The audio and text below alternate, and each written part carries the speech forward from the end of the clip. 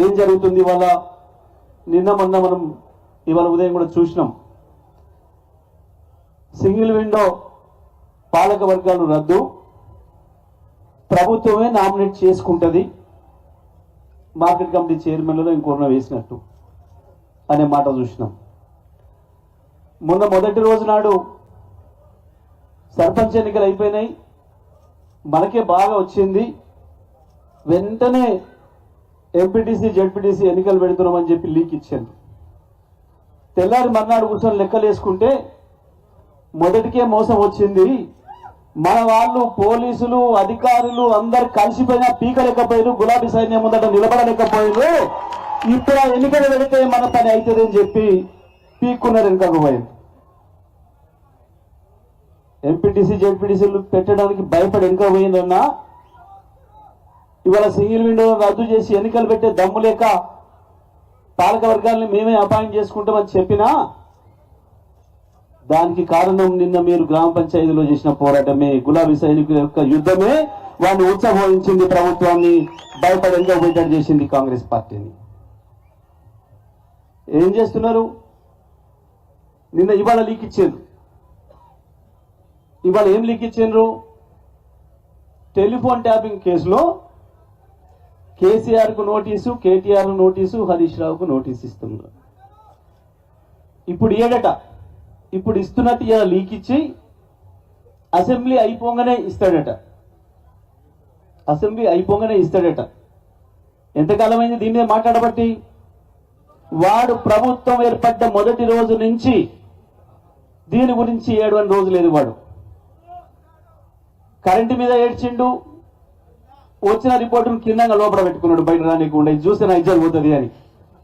కేసీఆర్ మల్లెపూలాగా ఉన్నాడు రా కొడుక, ఇలా ఏమీ లేదు, కేసీఆర్ చాలా అద్భుతం చేసిండు, 24 గంటల కరెంట్ ఇచ్చి ఈ దేశానికి బుద్ధి చెప్పిండు, మొత్తం మీ బీజేపీ కాంగ్రెస్ కూడా ఉంది దాంట్లో రిపోర్ట్. మనిషి అన్న కడపడి చూడబెట్టుకున్నాడు కొడుకు. కాళేశ్వరం ఎగిరిండు. కోర్టు చూసింది, ఇంట్లో ఏం లేదురా, నీ ముఖం నీ ముండ ఏముంది, ఇంట్లో బ్రహ్మాండంగా కట్టిండు కాళేశ్వరం కేసీఆర్, నీ కనీసం చేతగాటే రిపేర్ చేయడానికి అని చెప్పి ఆడ వార్త దొబ్బింది. ఈ ఫార్ములా ఆ ఫార్ములా అన్నాడు. ఏ ఫార్ములా లేదు, చివరికి తీసుకొచ్చుకొని ఆడోళ్ళ పోటీలను పెట్టి వాళ్ళతో తన్నించుకున్నాడు. అయిపోయింది. నిన్న ఇంకేందో చెప్పిండు, మెర్సీ గారి కంటే ముందు ఇంకోటి కూడా చేసిండు. మనం కేటీఆర్ గారు కష్టపడి తీసుకొచ్చిన ఫార్మాసిటీలో ఏదో గ్లోబల్ సమ్మిట్ అని తీసుకొచ్చి పెట్టిండు. ఇన్ని లక్షల కోట్లు అన్ని లక్షల కోట్లు అంటే నిన్న సార్ చెప్పిండు అలా భాగవతం ఏందో, ఈయన గురువు మోడీ, ఇలా ఇంకో మధ్య గురువు చంద్రబాబులో భాగవతం ఏందో మన సార్ సాగు చెప్పిండు. పెద్ద సార్ వాడిని తీసుకొచ్చి ఫుట్బాల్ ఆడతాను అన్నాడు. వాడిని ఫుట్బాల్ వాంతో ఆడిండో లేడో కానీ కేటీఆర్ చెప్పిండు, మా గులాబీ సైనికులు నేను ఫుట్బాల్ ఆడుకుంటారా బిడ్డ, జాగ్రత్తగా ఉండు, తెలంగాణలో ఫుట్బాల్ ఆడిరు మీరు, మొన్న గ్రామ పంచాయతీ ఎన్నికల్లోనే ఫుట్బాల్ ఆడిరు మీరు. ఇప్పుడు ఎంపీటీసీ ఎన్నికలు పెడితే ఆగుతారా మీరు? అట్లా కేసీఆర్ ఫోటో ఉండే, కేసీఆర్ ఇచ్చిన కారు గుర్తుండే, ఇక ఆగుతుందా సమాజం? తెలంగాణ ఎట్లా ఎగిరి అంతదో వాడిని వెంబడి తెచ్చుకున్న మెస్సీ గారిని ఇద్దరిని అవుట్ చేసి మంచి బ్రహ్మాండమైన గోల్ కొడుతుంది బీఆర్ఎస్ పార్టీ అనే సంగతి వాడికి ఎరికే. అందుకనే ఇలా అది కూడా పోయింది. ఇక ఇప్పుడు మళ్ళీ ఎందుకు కేసు పెడతా? ఏం పెడతావు నీ ముండ కేసు? కేసు పెడితే మా ఊర్లో కార్యకర్తలే భయపడలే, మా భగవంతులు కూడా కార్యకర్తలు భయపడలే, మా ఎల్లమ్మ కూడా కార్యకర్తలు భయపడలే. నువ్వు కేసు పెడతానంటే కేసీఆర్ కేటీఆర్ హరీష్ పోయి దాచుకుంటారా నన్న? నీ ముండ 2 ఏళ్ళ నుంచి ఏడ్స్తూనే ఉంటుంది. దేనికి మాట్లాడుతున్నాడు? ప్రతి సందర్భం వచ్చినప్పుడల్లా వాడు దొంగతనం చేసి దొరికిన ప్రతిసారి తప్పించుకోవడం కొరకు ఇటువంటి తప్పుడు రాతలు రాయిస్తా ఉన్నాడు. ప్రతి సందర్భంలో ఒక ఎన్నిక రాగానే ఒక లీకేజ్, కేసీఆర్ ఒక సభ పెట్టి బయటకు వచ్చిందంటే ఒక లీకేజ్, దీని మీద ఇది వేసినా దాని మీద అది వేసినా. కేసులకు ఎవరు భయపడతారు? నల్గొండ జిల్లాలో 100 గ్రామాల్లో పెట్టిన కేసులు. ఆ ఉత్తమ్ కుమార్ రెడ్డి సిగ్గు తప్పి ఓడిపోయిన తర్వాత కూడా కేసులు పెడుతున్నాడు రోజు. నిన్న ఇవాళ పాపం అక్కడ మన కార్యకర్తలు అందరూ వచ్చింది నా దగ్గరికి. నిన్న మొన్న రోజు వాళ్ళే వస్తున్నారు పాపం. సార్ మా ఊళ్ళో 50 మందిని రోజు పోలీస్ స్టేషన్ రమ్మంటున్నారు, మా ఊళ్ళో 20 మందిని రమ్మంటున్నారు, గెలిచిన సర్పంచ్ వార్డు మెంబర్లను కూడా పోలీస్ స్టేషన్కి వచ్చి కూర్చుకోవాలనుకుంటున్నారు. నేను ఒకటే చెప్పిన, మీరు బాధపడొద్దు, మీరు గర్వపడాలి, సంతోషపడాలి. రోజు ఎన్నొక్క అనేది కూర్చుంటావు కదా, ఇది ఇంటికాడ కూర్చుంటావు, లేకపోతే హుజూర్నగర్ పోతావు, అదేందా పోలీస్ స్టేషన్ పోయి కూర్చోరు, అది పోయిందేంటి? పిలువ కొడుక ఇంకా 50 మందిని కూడా చెప్పి పట్టుకొస్తాం, అందరిని ఊరంతా వచ్చి కూర్చుంటామని చెప్పు. వాడికి ఏదేందిగా తేవడానికి తెడ్డలింగం, వాడికి ఏదేంది? భయపెడతాం ఆ కేసులకు? మరి మనమే భయపెడతాం కేసులకు. గింత అనుభవం చూసి వచ్చిన కేసీఆర్ కేటీఆర్ భయపెడతారా? ఏం జరిగింది? ఏం చెప్పిండు సారు? ఏం మాట్లాడుకోవాలి మనం ఇవాళ? నిన్నటి దానికి ఒక లెక్క బిడ్డ, రేపటి నుంచి ఇంకొక లెక్క. నిన్నటి దానికి ఒక లెక్క, రేపటి నుంచి ఇంకొక లెక్క. గది చేస్తారు. ఎన్నికలు వెళ్తే తోలు తీస్తారనే దానికి కొడుకులు తప్పదారులు పోతున్నారు.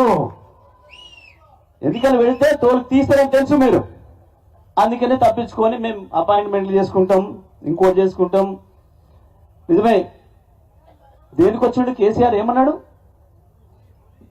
మీరు నన్ను తిట్టినా 2 ఏళ్ల నుంచి నేనేమని బాధపడలే, మీరు నా సావును కోరినా నేను బాధపడలే, కానీ నా తెలంగాణ రైతుల ఉసురు తీస్తాయంటే మాత్రం మీ తోలు తీస్తా అని చెప్పాడు కేసీఆర్. నన్ను తిట్టినందుకు తోలు తీస్తా అనిలే, తెలంగాణ రైతుల ఉసురు తీస్తే మీ తోలు తీస్తా అని చెప్పాడు కేసీఆర్. బతుకుండగా తెలంగాణకు ఎవడు చిన్న నష్టం చేసినా, చీమ కుట్టినంత హాని కల్పించినా ఊరుకునేది లేదు అనే మాట చెప్పాడు కేసీఆర్.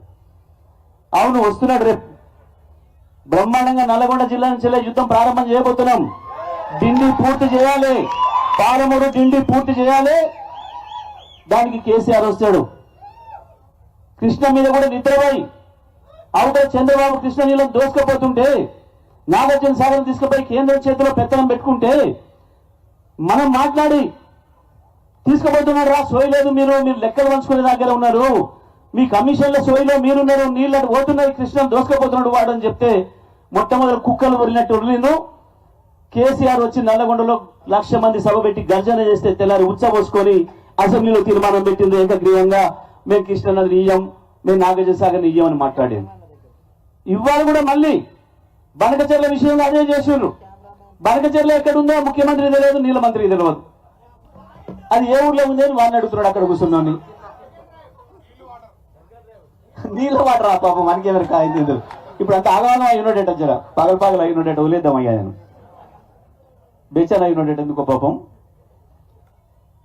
ఇవాళ ఏదైతే కృష్ణానది మీద మళ్ళీ ద్రోహం చేసే ప్రయత్నం చేస్తున్నాడో ఈ ముఖ్యమంత్రి, ఆయన కింది గురువు చంద్రబాబు, పై గురువు మోడీ, ముగ్గురు కలిసి చేసిన ద్రోహానికి వ్యతిరేకంగా తప్పకుండా మిమ్మల్ని ప్రజల్లో నిలబెడతా అని చెప్పి కేసీఆర్ బయటికి రాగానే ఇవాళ ఏదో దొంగ లీకులు ఇచ్చి ఈ కేసులు పెడతాం, ఆ కేసులు పెడతాం. మేము ఒకటే మాట చెప్తున్నాం, నువ్వు కేసీఆర్ను, కేటీఆర్ను, ఇంకోర్నో జైల్లో పెడతాను అనుకున్నా, జైలునే కాదు మాకు కనపడకుండా తీసుకుపోయి నువ్వు ఆకాశంలో ఎక్కడ దాచిపెట్టినా ప్రతి ఊరికి ప్రతి ఒక్క గులాబీ సైనికుడు కేసీఆర్ అవుతాడు, మీ పంతం పడతాడు, మీ అంతం చూస్తారు తప్ప మిమ్మల్ని వదిలిపెట్టేది ఉండదు.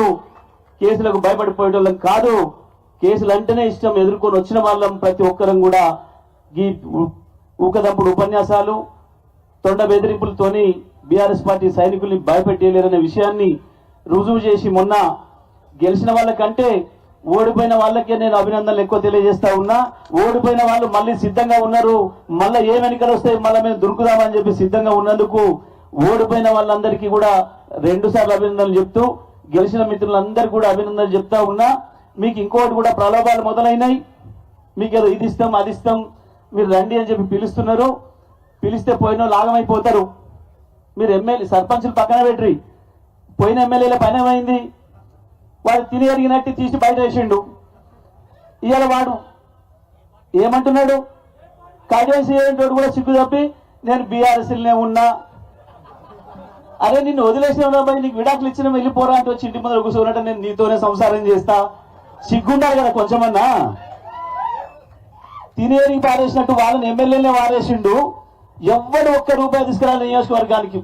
పోయిన ప్రతి ఒక్కడు మా నియోజకవర్గ అభివృద్ధి కొరకు పోతున్నారని మాట్లాడి మీరు అందరూ చూసిండ్రు. ఒక్కడంటే ఒక రూపాయి నియోజకవర్గానికి తెచ్చిన లేడు. మరి గా ఎమ్మెల్యేలకే ఇయ్యలేదు నియోజకవర్గానికి, ఇక సర్పంచ్లకి ఇస్తాడు వాడు పీకి.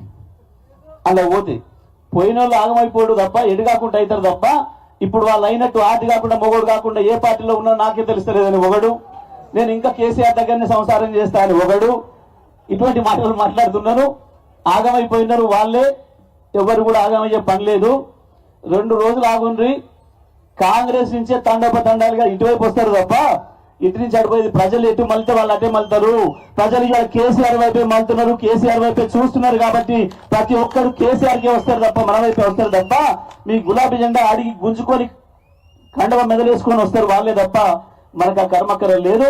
తప్పకుండా ఈ 2 ఏళ్ళు ఎట్లా ఓపిక పనిచేయాలనో తొందరలోనే గెలిచిన సర్పంచులను అందరూ కూడా పిలిచి వర్క్షాప్ పెడదామని చెప్పి మన వర్కింగ్ ప్రెసిడెంట్ కేటీఆర్ గారు చెప్పి ఇప్పటికే కేసీఆర్ గారితో మాట్లాడి ఒక తేదీ తీసుకొని వాళ్ళందరూ కూడా ఎట్లా పనిచేయాలి, ఎట్లా తట్టుకొని ఉండాలి, అధికారులతో ఎట్లా జాగ్రత్తగా ఉండాలనే విషయాలు కూడా మనం పార్టీగానే ట్రైనింగ్ ఇస్తాం. అందరూ కూడా ధైర్యంగా నిలబడి ఉండండి.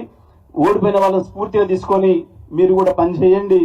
ఓడిపోయిన వాళ్ళు గెలిచిన వాళ్ళందరూ కూడా ఇదే స్ఫూర్తితో ముందుకు పోయి రేపు కేసీఆర్ ప్రకటించిన యుద్ధం ఏదైతుందో పాలమూరు డిండి ప్రాజెక్టు పూర్తి చేయడం కొరకు కేంద్రం రాష్ట్రం కలిసి చేస్తున్న మోసాన్ని ఎండగట్టడానికి చేయబోయే పోరాటంలో ప్రతి ఒక్కరం కూడా భాగస్వాములు అవ్వదామని చెప్పి తెలియజేస్తారు.